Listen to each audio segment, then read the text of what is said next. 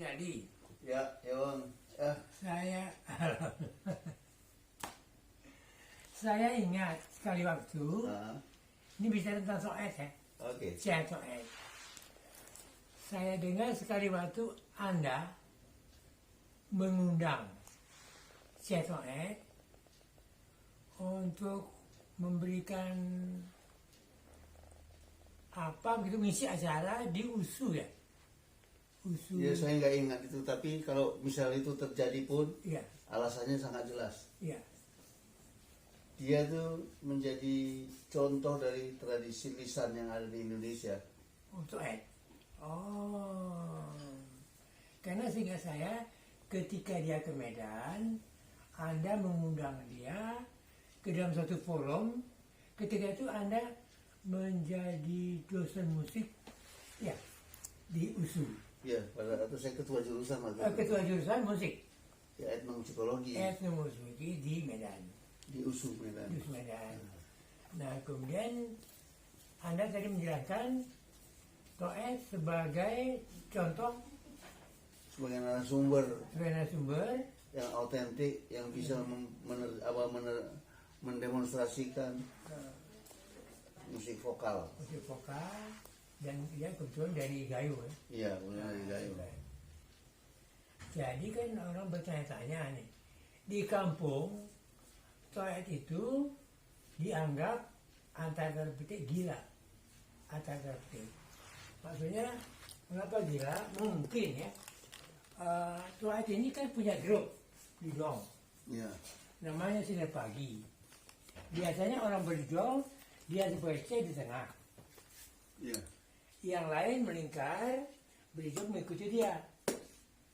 Akhir-akhir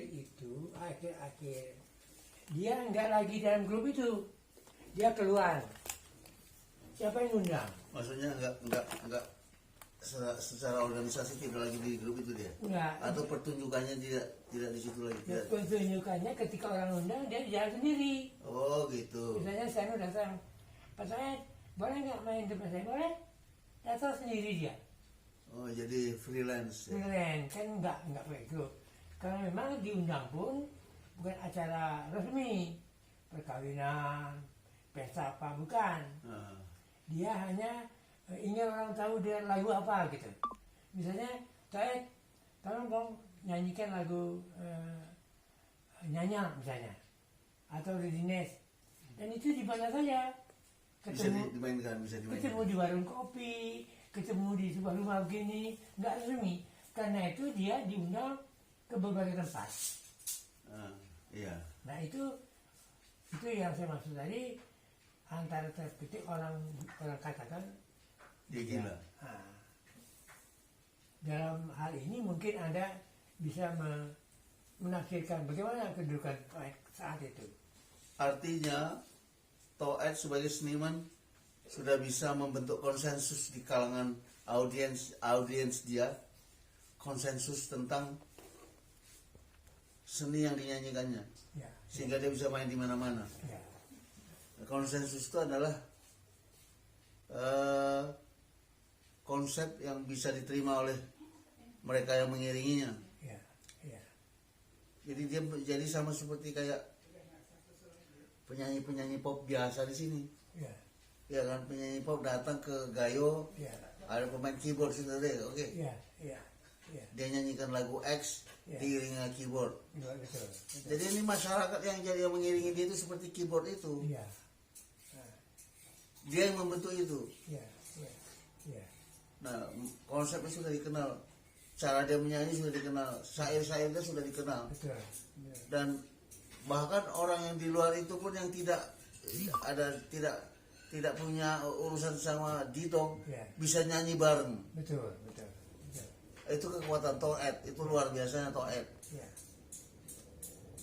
Dia itu manusia kreatif yang langka, ya, sangat kreatif. ya, Saya ingat ketika abang bawa dia ke rumah saya yang pertama dulu di BPK, ya, ya, saya ingat kita ngobrol, kemudian dia bersandar di pintu, itu ya. ya tiba-tiba dia nyanyi aja, Nggak diminta ya? Ya, Nggak diminta? nggak diminta. Nyanyi aja. Dan saya tercengang-cengang melihatnya. Ya. Karena apa yang dinyanyikan itu sesuatu yang sangat dahsyat. Gitu. Ya. Artinya spontanitas. Ya. Dan dia ciptakan Ya. bebunyian dari mulutnya. Ya. Ya. Dan kebetulan waktu itu dia lagi pakai alat pendengar itu kan. Ya. Satu ketika feedback, ada gig, pada nging, Iya. dia manfaatkan itu. Ya. Oh ya. Iya, dia manfaatkan itu untuk, wah luar biasa itu. Ya. Begitu cepatnya secara spontan, itu jenius itu orang. Betul. Iya. Jenius, toh itu jenius. Pantas saja kalau dia dianggap gila karena memang tak bisa diikuti sama masyarakat di sana. Mereka nggak bisa ikut, maka dia dianggap saya cocok dengan dia. Karena tak bisa dia ngikutin ya. Jadi Iya. ya itulah dia. Iya. Nah gitu, dari situ kita bisa melihat kelemahan. Apa kelemahannya? Ya. Tidak terjadi transmisi, tidak terjadi transformasi. Oh, antara dia ke generasi berikut. Iya. Atau yang lain-lain, bukan antar generasi, Iya. lingkungan masyarakatnya. Iya. Kalau dulu satu kampung, Iya. di kampung itu berapa jumlah penduduknya kan? Iya. Tidak terjadi transmisi itu kepada mereka. Iya. Tapi lagu-lagu dia sekarang setelah dia meninggal dinyanyikan orang. Nah itu kan bukti lagi, itu sekarang itu menjadi bukti bahwa Iya.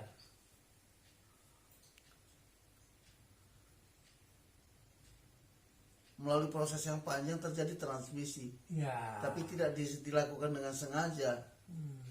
Sekarang masalahnya kita bikin secara sengaja, itulah gunanya ini YouTube ini Oh.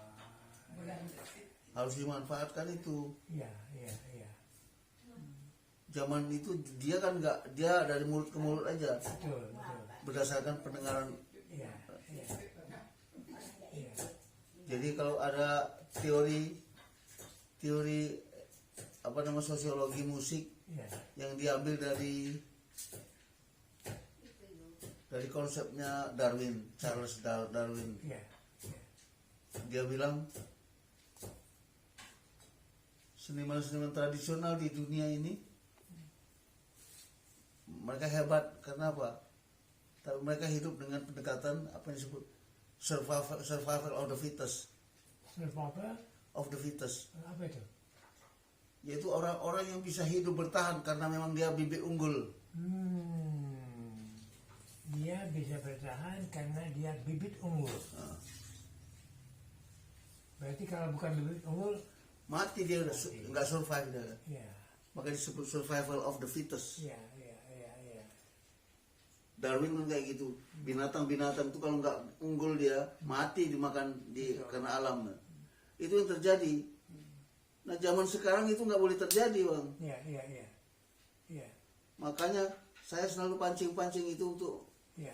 ini artinya apa? Iya. Supaya terjadi transmisi Iya. pengetahuan. Iya. Bukan bukan tiba-tiba memasukkan konsep di luar dia, Iya. di luar dari konsep yang terdapat di tradisi itu. Iya. Misalnya, ini suara perempuan ini namanya sopran. Iya. Dipraktekkan lagi. Oh, bukan itu. Bukan itu, itu orang luar punya. Oh. Yang harus kita bicarakan itu adalah kita punya yang mana ya? Iya. Itu kita cari ya. Itu yang harus kita itu yang harus kita gali. Inilah yang menjamin terjadinya kelangsungan hidup dari Tradisi kita. tradisi. Itu karena itu transmisi namanya kan, transformasi pengetahuan itu. Ya. Nah, sebagai contoh nih Toat tadi ada beberapa lagu yang dulu dilakukan, misalnya orang hutan misalnya tentang orang rambutan dan sebagainya. Itu kemudian beberapa tahun kemudian setelah beliau meninggal itu hidup kembali oleh generasi berikutnya dan dipentaskan di mana-mana. Dan itu bagus sekali kan? Nah sekarang yang orang Uten itu yang begitu populer, Populer. yang mementaskan mereka itu sampai sejauh mana mereka memahami itu maksudnya apa? Iya, iya. Itu yang harus mereka tahu. Iya, iya. Kalau mereka nggak tahu, mereka karang-karang juga nggak apa-apa. Betul, betul, betul. Yang penting Iya. terjadi konsensus. Iya, Kalau misalnya ini saya bilang remote, iya, jadi semua orang harus mengatakan itu remote. iya, iya, Itu konsensusnya itu. iya, Transmisi itulah pengetahuan itulah. iya, Itulah menjamin Iya. tradisi itu akan bisa hidup. iya, iya, Jadi kita bicara intelektual. iya. Iya. Yang saya lihat mengenai hutan misalnya, di situ ada nada-nada yang kocak dan lirik sastra yang kocak. Ya. Orang hutan pakai bunga-bunga apa gitu kan.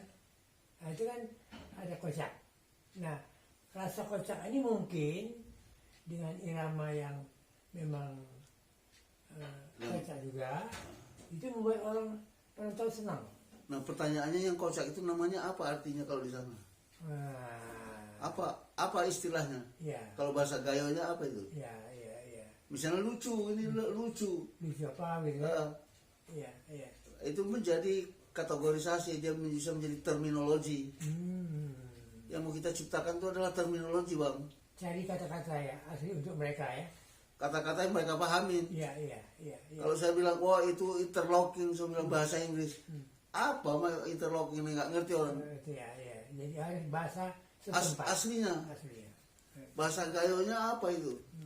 Ya, Kalau lucu bahasa Gayo apa? iya, iya, iya. Iya, Geli barangkali. ya, geli. Eh. Ah. Iya. Wah ini hebat si ini bagian toet lagu ini pada bagian gelinya dia menyanyikannya kayak begini kan langsung terstruktur dia, Bang. Iya, iya, iya. Bahasa setempat ya Ah, digunakan.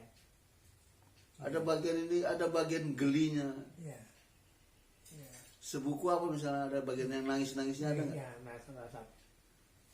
Ada yang meratap dia itu. Kalau bahasa Gayonya apa? Iya, Nah sebuku itu dia. iya. Nah meratap itu ada aturannya, harus gini, harus gini, harus gini. Betul. Dimulai dari nada ini, diakhiri dengan nada ini. Iya. Nah, itu harus dijelaskan kepada anak-anak muda itu. Udah ya. Dengan cara itu yang kita transfer itu tidak cuma bunyinya, Iya, tapi pengetahuannya. iya, iya. Oh gitu katanya.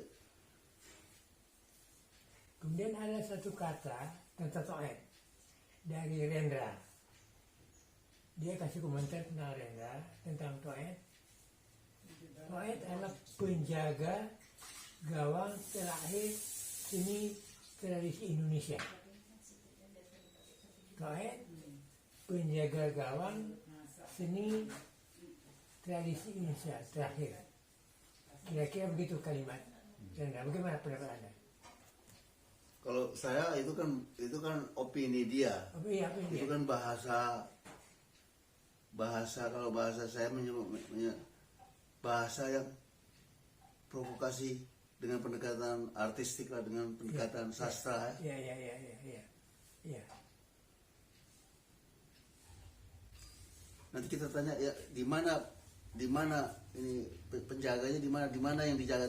Toet bisa jelaskan nggak? Iya, iya, iya. Ya, panjang lah bisa. Kalau dia masih hidup ya akan jadi dijelaskan ya. Atau kita pun bisa bertanya-tanya. Penjaga gawang terakhir seni tradisi Indonesia.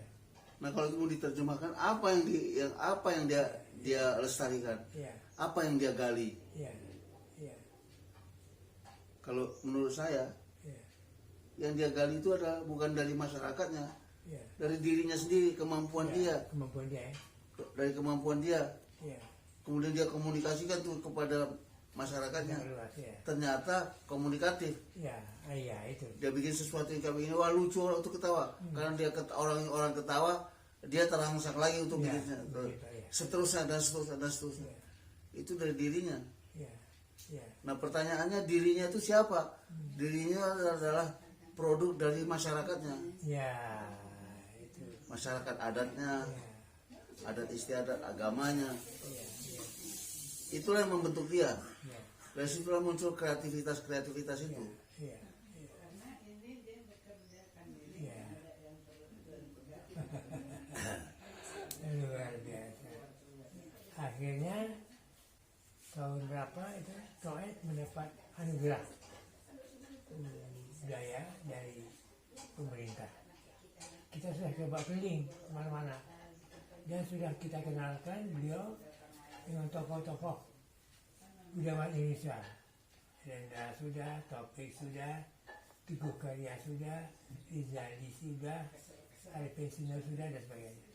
Ya saya nonton dia ketika di bengkel teater. Begitu tadi di Renda ya. Nah, Ketika itu banyak apa ya? Berjuang biasa ya? dia berdidong nyanyi biasa. Nyanyi biasa ya? Udah pakai alat akordeon? Belum? Ah, yang akordeon di Medan. Oh di Medan, oh iya. Jadi mula-mula dia nggak pakai apa-apa, pakai piring. Kalau itu mau orang ambil piring, ya tahu gitu kan? Apa saja dia bisa bikin. Itu Toet. Bahkan teknik bermain rebana, Iya. dia yang pertama menggunakan main elus itu gini. Oh, Ingat nggak itu? iya. Ya, Oh, biasanya orang mukul ya? orang itu betul. Dia Dan dia gunakan itu dia elus pada bagian tertentu Iya, yang iramanya lambat, iya, pelan dia nyanyi, iya. dia elus terus. Oh, Itu luar biasa. dari sini ya. Itu betul. Saya kaget dari itu. Wah, luar biasa ini orang. Berarti memang jiwanya di situ, dia menyatu dengan tradisi itu, dia menyatu dengan teksnya, Iya, maknanya dia paham betul, iya, iya, sehingga dia ekspresikan dengan cara yang sangat-sangat di luar dugaan, iya. Original ya. original. Original. Ilusnya itu, saya ingat sebesar itu terbananya itu kan, itu di rumahnya si Ali Johari itu saya tonton Di Medan. di Medan. Nah, itu saya bikin foto abang sama dia kan, Oh iya asli ya.